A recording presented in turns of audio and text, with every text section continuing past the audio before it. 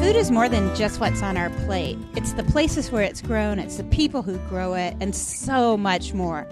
Join me, Janice Person, your host, on Grounded by the Farm every other week as we talk about the foods we love. Hello, everybody. This is Janice Person, and today I am talking to Peter Hynes. And I have got to tell you on the front end, I really appreciate that Peter came back. We've done this interview with Peter and his wife, Paula. They run this dairy in Ireland together. It's a total team affair, but we had some technical problems and we were hearing some echoes and things. So what we've decided to do is I'm going to interview Peter now about the dairy, and he'll kind of speak for Paula a little bit, but she'll clarify it later as I'm going to interview her over some work she's done in Kenya. So if Peter goes off the beaten path too much, Paula will help us straighten it out later. Is that the way we're going to do it, Peter? Yeah, basically, Janice, you're just going to rein me back in. You know what I'm going to say already. So. Well, I really appreciate it. Technical problems come up with podcasts, and so I appreciate your understanding. But I really wanted to get your story together. First off, I told you part of the reason I wanted to talk with you guys is I realized as I'm opening my refrigerator and I got out some Kerrygold butter, and it's Irish butter. And then I remembered I know Irish dairy farmers. I was so excited. Yeah, it's Kerrygold it's one of the real success stories out of Ireland. It's one of the first brands to break $1 billion turnover. It is, I think it's the second or third top selling butter in the US now. And I suppose it's nice to see that tariffs have been removed from dairy produce going to the US from the EU. So, I mean, that's a big benefit to us guys as dairy farmers this side of the pond. But likewise to you, it reduces the price of our product on US supermarket shelves. So it's something we're hugely proud of, is the Kerrygold brand. And it is without doubt the best tasting butter in the world. For people who don't know Kerrygold, how would you explain the kind of the difference in Kerrygold versus others? Essentially, the milk we would produce on the farm here goes into producing Kerrygold butter. We run a 180 cow dairy herd grazing grass for over 300 days a year. We actually took the personal decision here to not feed any soya to the cows. So the only supplementation they get outside of grass is 12% cereal ration, which is fed in the parlour there to make sure that we get minerals and vitamins into the cows on a daily basis too. So we're spring calving herd. We calve 90% of the herd within 6 weeks, starting very late January. So the springtime is extremely busy here. There's big numbers of cows calving every day. We're big numbers to us anyway on the scale of things. And I guess you know the story of our farm, Janice. I started farming 2010. My wife joined the farm in 2014. She'd never milked a cow up to that. And I suppose it just stemmed from both of us having huge passion for animals and enjoying working together. So when EU milk quotas were removed in 2015, we expanded the herd from 50 cows up to 180. And since we've done everything possible to chase genetic gain, improve efficiencies on the farm, but also look at welfare standards and sustainability from a climate perspective, and how we can do things as best as possible. You're getting so far ahead of my outline. You're going to get me too far ahead, and I'll be finished the interview before I started it. I'm going to take it a step back because I just want to say you had Leslie Kelly on last week, and this is one of Leslie Kelly's coffee. And you have your coffee, cows, and mental health. Yeah. Your cows are a little different. She doesn't have cows on her farm, but you have, and it's a mixture of breeds, is it? Yeah, so we're predominantly pedigree Holstein, and then we also have pedigree jerseys, which I suppose they have higher percentages of fat and protein in their milk, and likewise our kids are hugely passionate about farming and they wanted to show calves a number of years ago. So the Jersey calves were nice and small when the kids were very small. And we've also since got 2 pedigree Fleckvieh heifers, which are Austrian breed. Just, I suppose, add a bit of colour to the herd and likewise to see what way they fit into our system. But yeah, we've a close connection with the National Cattle Breeding Centre in Ireland. We work very closely with them on the breeding programme. So it's predominantly pedigree Holstein, but grass-based Holstein. So we're chasing fertility, longevity, but also kilos of milk solids produced, because on a low input system, it's about maximizing the kilos of milk solids produced per cow, and then comparing that again to the live weight of the cow and trying to get the most efficient cow possible. Yeah, it's a really interesting kind of proposition of how do you decide efficiency? So people know how they decide whether their car is running efficiently and they're getting the right miles per gallon, and maybe you need to tune up or something. With cattle, you're looking at the amount of feed that they take and some of the different things. What all do they need to produce a certain amount of milk? And you compare that to each other, and you can kind of understand. Holsteins, I understand, are really big milk producers. They're like serious about the job.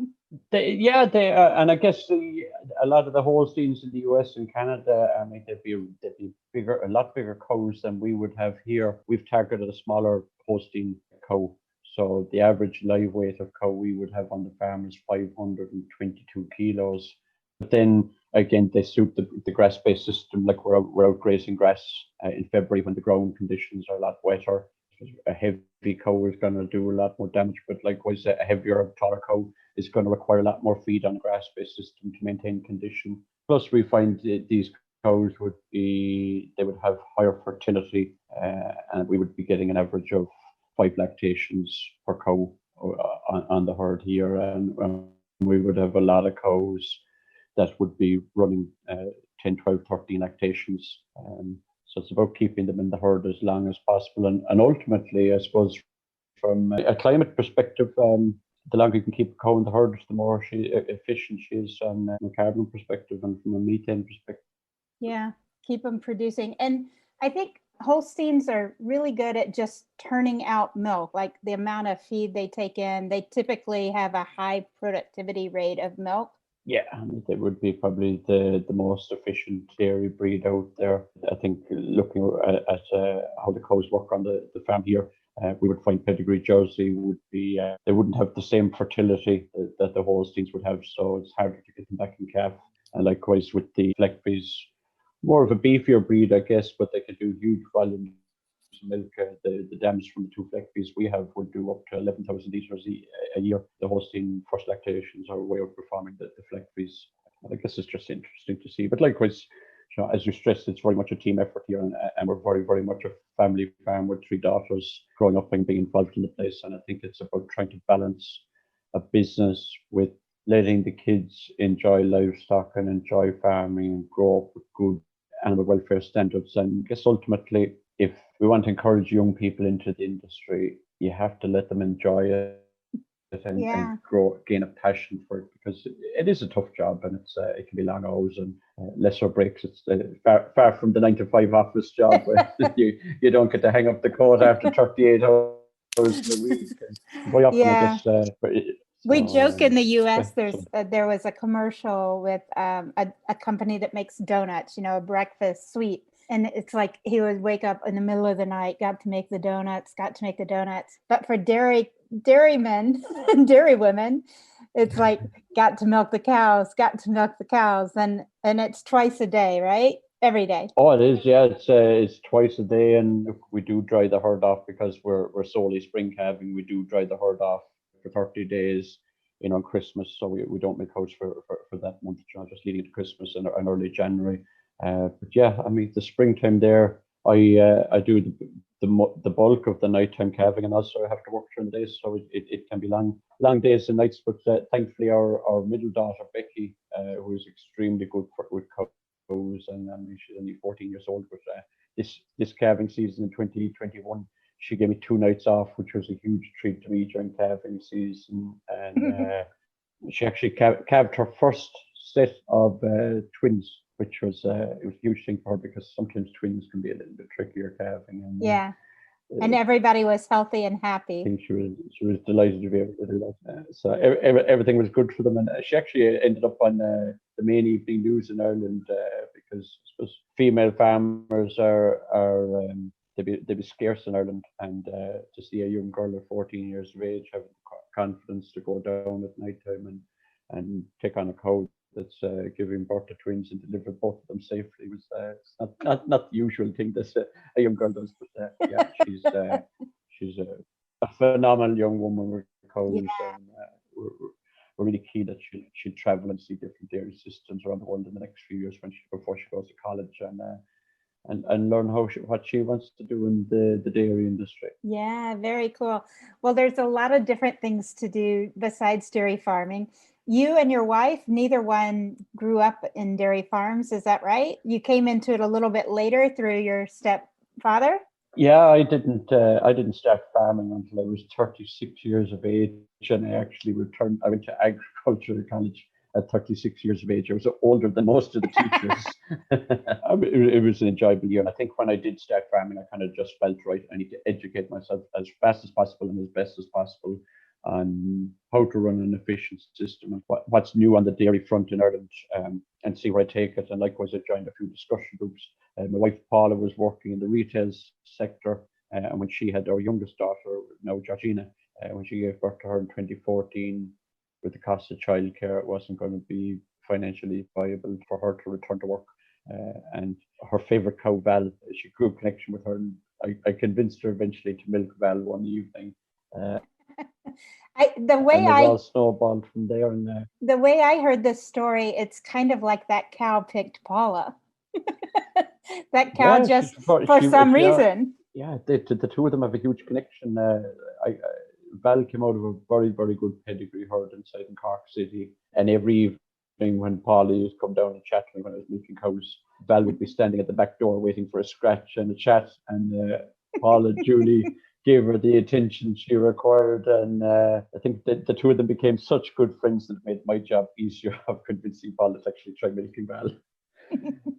So yes. Val is still in the herd, and she was inseminated sex semen this year, so there's a 90% chance she will have a dairy heifer calf next spring. And I'm sure Paula remembers all of her calves out of that cow as well. Oh, she does, and God, yeah, I mean, with Paula and the three girls on the farm, they literally have every cow in the herd named. Yeah. And a lot of those cows actually do know their names. I'd be only trying to keep up with it. I would know. I would have a really good handle on the herd. Some I would know by their numbers, and the girls, they don't even call numbers. It's, oh, Daisy has this, or we need to get the bet out to Jumbo or whatever. And I'm kind of, which one is that? Just give me the tag number. I'm not. We joke about it, the women in your family having names for the cows, and you go by the tag numbers and stuff. Something like that, it may not be a real big deal, but I think you explain your partnership really does a great job of filling the holes the other one doesn't have. You really complement each other. Yeah, and definitely it's, I guess, we both have the same passion, but then we run different parts of the farm, and I often joke that this farm is solely managed on pillow talk, and you'd be amazed what management decisions happen at night when we're inside in bed. But I guess it's a case of it's that 10 minutes where you get to stop, and there's no kids around, there's no dog barking at you, and the phone isn't ringing, and one of us will say, "Oh, did you see such and such, or what would you think about doing this, that, or the other on the farm?" And it's a great way to live life. It's so much easier to do it with your best friend, and I guess it's a bonus that I married her. Like, it sounds like the perfect partnership. I wanted to ask a couple of questions about, you produce food for Kerrygold, which becomes part of the Kerrygold is used for butter, but that's like a cooperative. Yeah. So you're a member of this cooperative? Yeah, so we're shareholders in Kerrygold Cooperative. They are Ireland's largest farmer-owned co-op, about 3,500 suppliers, and in order to supply milk to them, we have to be shareholders. But likewise, we buy the majority of our inputs off of Kerrygold then, so that all stems back into the milk price that gets paid to us. Every load of milk that is collected on farm is tested, sampled before it enters the lorry, and then that is tested before it enters the facility. So the Kerrygold facility then is built right beside one of the Kerrygold production facilities in Mitchelstown, County Cork, which is about an hour's drive from where we are here. And the cream from our milk gets pumped right across over the fence through a stainless steel pipe, right into the Kerrygold facility, and theirs is churned on a large scale and shipped all over the world. When any Irish farmer goes on holidays, the first thing they do is go into the supermarket and check the fridge to see if that country stocks Kerrygold butter. But I think it's extremely important that we are shareholders in a farmer-owned co-op. In many respects, it gives us some bit of control over our destiny in the dairy world and in the dairy industry. And I suppose likewise with the traceability that Ireland has, we actually produce 10% of the world's baby formula in Ireland, Oh, which wow. I think is a huge achievement. A small country with a population of 5 million people, that we can take our dairy production to that level, and we actually produce enough to feed in the region of 55 million people a year. If little old Ireland disappears, there's 55 million people going to go hungry. Yeah, we don't want to have that happen. So what are your favorite dairy foods? I've already told you I love bougie butters. I like different kinds of butter. I have several that I buy. Kerrygold is one. It's got a big creamy, it's more yellow than some of the others. In terms of spreadability, even out of the refrigerator, it's pretty amazing. Also ice cream. I mean, there's so many things to pick from. So what are your favorite dairy products? Oh God, yeah, it's I think there's nothing better than a warm baguette with Kerrygold butter on it. You get that real rich, creamy, salty taste of it. But likewise, huge fan of cheddar, and 60% of the cheddar that we do produce here goes to the UK, even without Brexit. Really like different varieties of cheddar, but ultimately, I think there's nothing better than a nice pint of cold milk, and even better if you can get it straight from the bulk tank before it ever goes processing. And it's on a real warm day when you're working hard, it's so refreshing. And ultimately, it is classed as the number one recovery drink for athletes. And I think that's something very important for people to come keep in the back of their mind.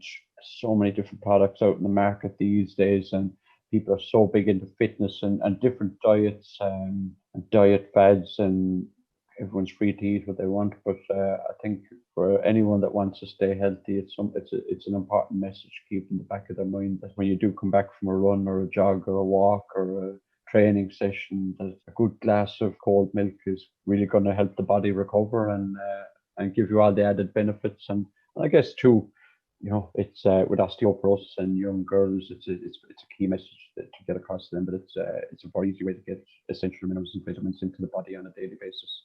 Yeah, I think a lot of people know calcium and vitamin D from milk, but the protein content in milk is very unique. And then there is a long list of other vitamins and minerals that are in it, which, you don't just get that from coffee or tea or something. You get caffeine and some other things from those pieces, but the vitamins and protein and calcium and all those great things in milk really do a body good. Yeah, and this it's interesting, Janice.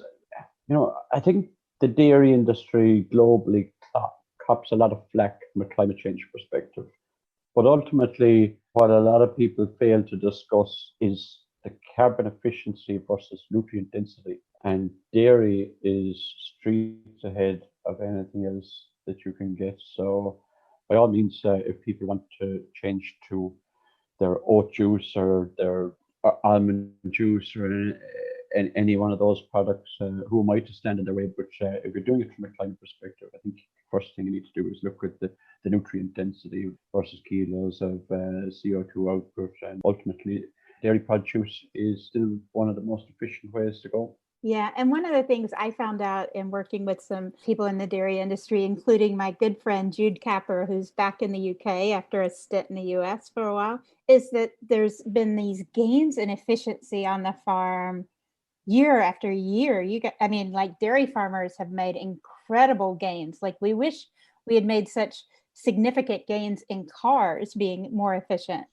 And I guess we've had a lot of US and Canadian tour groups on the farm here too. And I think they're always amazed in the different things that we do versus what maybe the media tells them from an emissions perspective. So, and I know you're going to post photos to go along with this, but this is far from a barren landscape that we farm. It's lush green grass.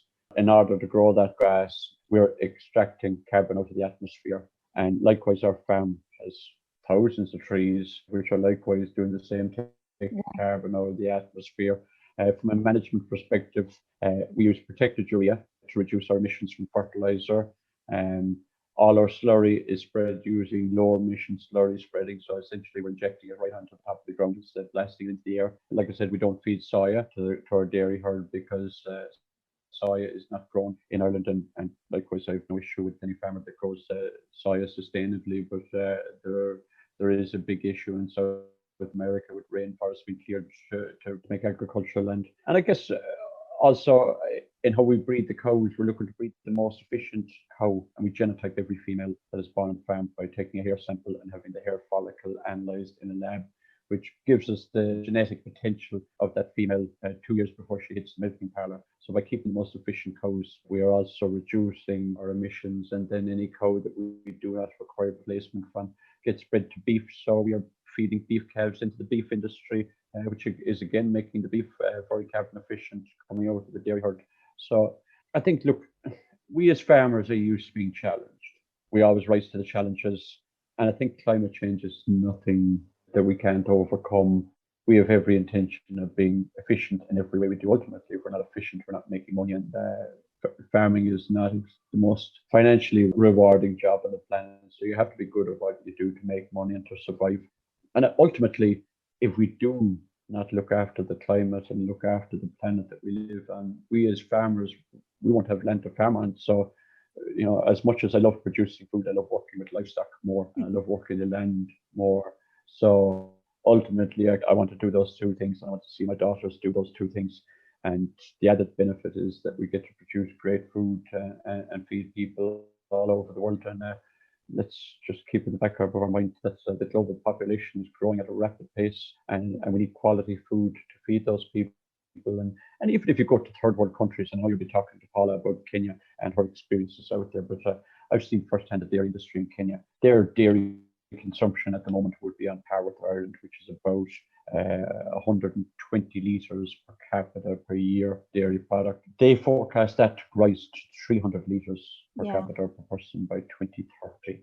You drive along a road in Kenya, there's huge billboards advertising dairy and the goodness of dairy. And I guess it's an invaluable source of proteins and minerals and vitamins. So when you see third world countries really embracing a product like dairy, you know the importance of it, the importance it is there to feed people. And I guess, like, we're all used to going for a pint of beer. If you go to Kenya, you're going to a bar for a pint of milk. I love it. I have never thought about that. I have gone for lots of pints of ice cream in various countries around the world, and know that you can really enjoy some ice cream in various places. I know in Turkey it comes with a show, in Istanbul, and in Japan, frequently there are like cartoonish kind of characters and stuff along with you. So I may have to check out the world of dairy, but the impact it has on nutrition and stuff in the developing world. People are really interested in how to improve their health and their life expectancy and all those kind of things, and better diet is a major component of that. So I can understand why that's a premier item in some of these places. Hopefully it becomes easier to get to. Yeah. I've a mate in Kenya, actually. He lives 3 hours north of Nairobi, in just outside a town called Embu. They've got 5 cows. Paula might fill you in more on the story. Peter is this guy's name. So he recently started, he opened up a little shop in the town, selling his milk direct to the consumer to maximize his profit margin. They've got a couple of bar stools inside the shop, and you can walk in, throw your few Kenyan shillings up on the counter, and sit there and enjoy a nice glass of cold milk. So if you're ever in that side of the world, check out Peter Karaoke in Embu. He's an absolute legend of a guy. The last thing before we go, I want to talk about the process from milking. And I've got some great video of you guys in your milking parlor so people can get a feel for how it works on your farm. Sort of, what is the process from the moment you start milking cows to when it gets to consumers? How does that work? Yeah, so I suppose just quickly on the milking parlour, 2017, we spent €500,000 building a state-of-the-art milking parlour and shed for the cows to ensure they have the best cow comfort. Cows are milked twice a day, and that milk is stored on farm at a temperature of 2.9 degrees for 48 hours. So the milk lorry collects it from us every 48 hours. As the milk has been removed from our tanker, there's a sample taken from it. And actually, within the cooling process on our farm, we extract the heat and heat water to wash the milking parlours. So that's another efficiency we use. That lorry carries 29,000 litres of milk, and he will go to predominantly Mitchellstown or maybe the Kerrygold facility in Mallow, which is an hour away from us as well. Both state-of-the-art facilities, and a security system for the lorry to enter the facility. So essentially, the milk that we produce, or the milk sample, is tested for antibiotics.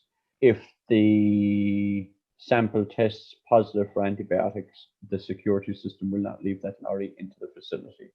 So that is how rigorous it is.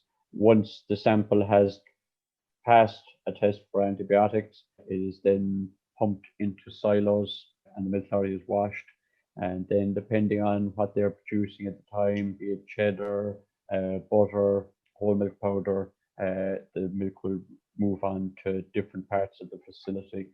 The sample is further analysed for fat, protein, lactose, thermourics, which is bacteria that heat doesn't kill, TBC, which is total bacteria count.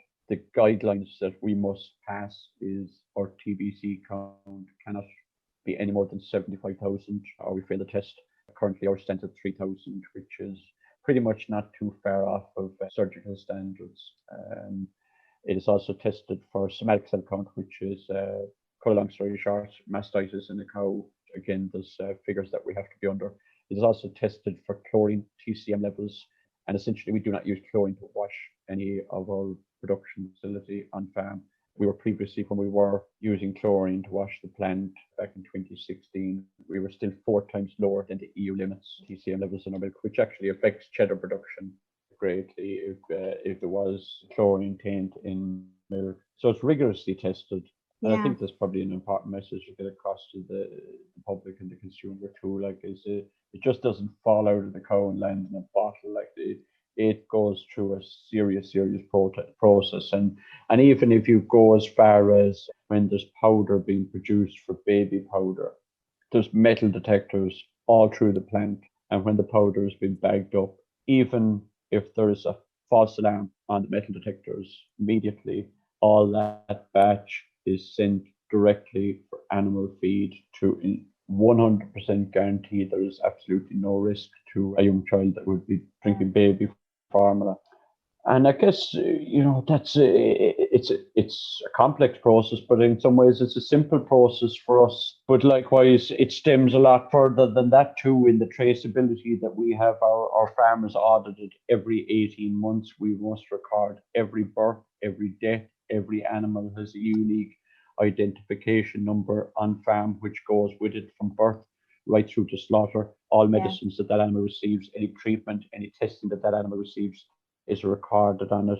So we know what happens each animal from the start of their life to the finish of their life. And that also, I suppose, helps us stand over the product that we've ultimately produced. And I guess just to maybe stress to the consumer too, like that when our milk is tested for antibiotics, should we fail that test before the lorry enters the facility, we have to pay for the entire lorry load of milk. Yeah. And further to that, we are fined for the entire month. So there's a huge penalty involved if we were to have antibiotics in our milk, and it certainly never would enter the food system. Yeah. Well, the food safety going on at the farm level is intense in the milking parlor and everything. And in the system, as you get it cooled down, and part of that is all structured to make sure you have no bacteria. And then all the transfers, every step along the way, there's so much testing. And it's the same in the US, that there's this real commitment around the quality of the product is just as important. It's kind of like you're trying to do all the things. You've got animals that you have to take really great care of. You have land you need to take really great care of. And you have kids, whether they're yours or somebody else's, and other members of your community that are all being part of your cycle. So you're looking after all of us. Yeah, and I suppose, look, we adopt technology on farms, so I'm a huge believer in technology. And I guess when I'm on social media, the phone is probably always in my pocket or my hand anyway. But every cow on our farm is connected to my phone, so they wear collars that are constantly sending data. Likewise, the tanks where we store milk on farms, they're connected to my phone. If they fail to wash, they alert me. If they're not cooling it properly, they alert me straight away. And then all the milk results from the cooperative, there I have an app on my phone, so I see up-to-date data within 10 minutes of the milk lorry leaving my farm. I know exactly how many litres when I link onto the app. I can see the fat and protein very quickly, even have all the financial information. Farming is a lovely lifestyle, but it is a business, and I really think the public they have no idea how advanced technologically that it has gone, and how much control we actually have over our business. And at the end of our fingertips, which is a huge testament to the developing world, I guess. Well, I appreciate your help and share that story. That's part of what I'm trying to do with Grounded by the Farm, is help others learn some of the cool stuff I learn from farmers on a regular basis and pass some of that interest along. You know, a lot of times I feel like you're discovering new things when you talk to a farmer. It's things you may not have ever thought about, or it may be things that you read about or you didn't really understand, or maybe it just validates what you read somewhere. So I appreciate your being here. We're going to put a few things in the show notes and on the website. So one, I know you know how much I love the parade that you guys did for St. Patrick's Day in COVID, because usually it's a great time to celebrate, and it was a little more private than last year. Yeah, it was that was it was just something fun we wanted to do on farm. And St. Patrick's Day is such a huge day in Ireland and all around the world, and I guess you guys in the US, St. Patrick's Day parades are so big there, and we actually had a Canadian veterinary student and 2 US veterinary students who were studying in UCD Ag in 2020 on farm when COVID broke here. And we just wanted to show them a little bit of St. Patrick's Day and a little bit of Ireland. And we put a few fun things together and did a video of us. And next thing, it went viral on social media and ended up on cable news TV in the US, made the 2 main news channels in Ireland. We also made the 9 o'clock news in Germany. Well, it's fun to see. Yeah. It's fun to see that you're able to take that time to celebrate with your family, even though there was a little bit of health going around. You were doing it in a really safe way by doing it with the people already in your pod and taking care of things and having fun at the same time. And I think that's part of what a lot of us did. But I will put how they can reach you on Twitter and all of those kind of things. We'll put Paula's information there. We're going to have the conversation with Paula soon about Kenya and dairy farming and the incredible Maasai people that she was able to live with for a few weeks and really get to know, and it's changed your family's lives. So we're going to get this podcast up, and then we're going to get that next one going. I thank you so much, Peter, for being with us today. I'm sure you're going to have people interested in getting in touch. It's been an absolute pleasure to chat to you, Jan. Thank you so much. I'm one of the lucky ones. When technology failed, I got to chat to you twice. I appreciate your taking it that way. You have a great evening, and tell the cows I said good morning when you get back out there. Bye, Peter. Take care. Check us out on Facebook, Instagram, Twitter, and I'm even on Clubhouse. So feel free to look us up. Also on our website, groundedbythefarm.com. Wherever you want to get in touch, we're trying to be there. Shoot us a message about questions you have about farming and food. I hope you enjoy these episodes enough that you'll share them with friends, whether that's via social media or in a conversation. Love to think some of that is while you're having dinner with friends and family. This is a production of Grounded Communications. Editing is by 2 Guys Talking. Thank you.